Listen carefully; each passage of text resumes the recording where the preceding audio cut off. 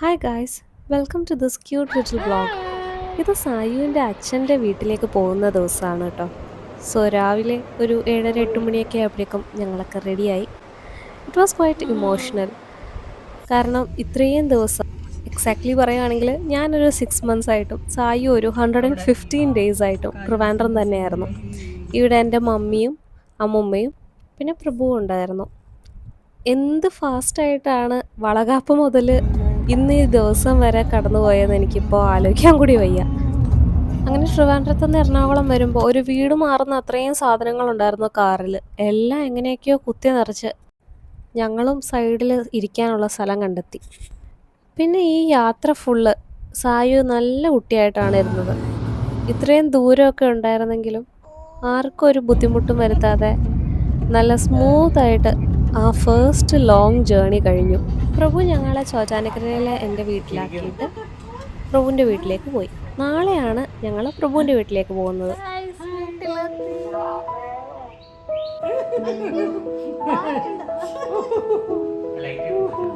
കാണാനേ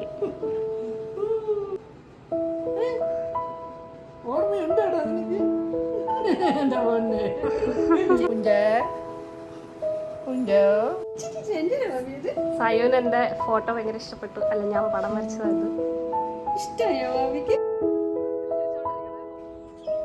hi guys, നമ്മളിന്ന് സായുവിൻ്റെ അച്ഛൻ്റെ വീട്ടിലേക്ക് പോവുകയാണ്. അല്ലേ സായു ബാബി? Hi, say hi. Hi guys. Agani, how do you feel as grandparents? Very excited. Super Happy. Super happy moments. Okay. സായിയുടെ ഒരു ചിരിയാണ് ഞങ്ങൾക്ക് എല്ലാവർക്കും ഭയങ്കരമായിട്ട് ഇഷ്ടപ്പെട്ട ഒരു സംഭവം. ആരെ കണ്ടാലും സായു ചിരിക്കും. അതിൻ്റെ തുറന്നൊരു ചിരിയാണ് അത് ഞങ്ങൾ മിസ് ചെയ്യും ഇനി. സായു വന്നേ പിന്നീട് ഐ തിങ്ക് ഡാഡിയും മമ്മിയും കൂടുതൽ ചിരിക്കാൻ തുടങ്ങി. അല്ലെങ്കിൽ എപ്പോഴും എന്നെ കുറ്റം പറഞ്ഞൊക്കെ സമയം പോകും. ഇപ്പൊ കൊച്ചിലേക്ക് ഫോക്കസ് ആയി. We are very happy guys. പിന്നെ കുറച്ച് ഫോട്ടോ സെഷൻ ആയിരുന്നു. അത് കഴിഞ്ഞിട്ട് പ്രഭുവിൻ്റെ വീട്ടിലേക്ക്. സായുവിൻ്റെ ഈ ക്യൂട്ട് ഡ്രസ്സ് അന്ന് എൻ്റെ മമ്മിയുടെ സിസ്റ്റേഴ്സൊക്കെ വന്നപ്പോൾ ഗിഫ്റ്റ് ചെയ്തതാണ്.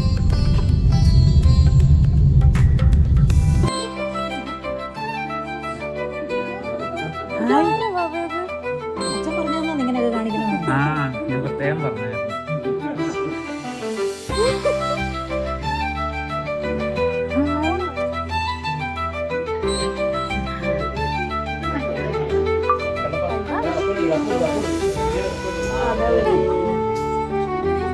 ഇത് സായിബോള്.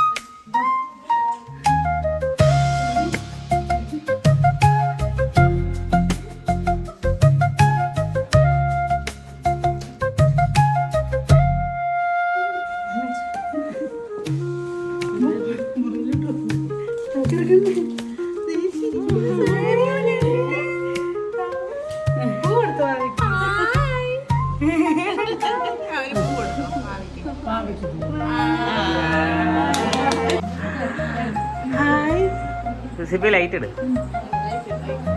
അയ്യോ ആ ഒന്ന് സെറ്റ് ചെയ്തേക്കടി.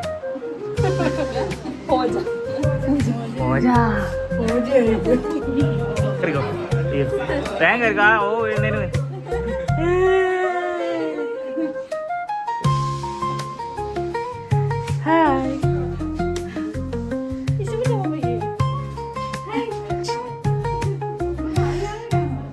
Hi baby.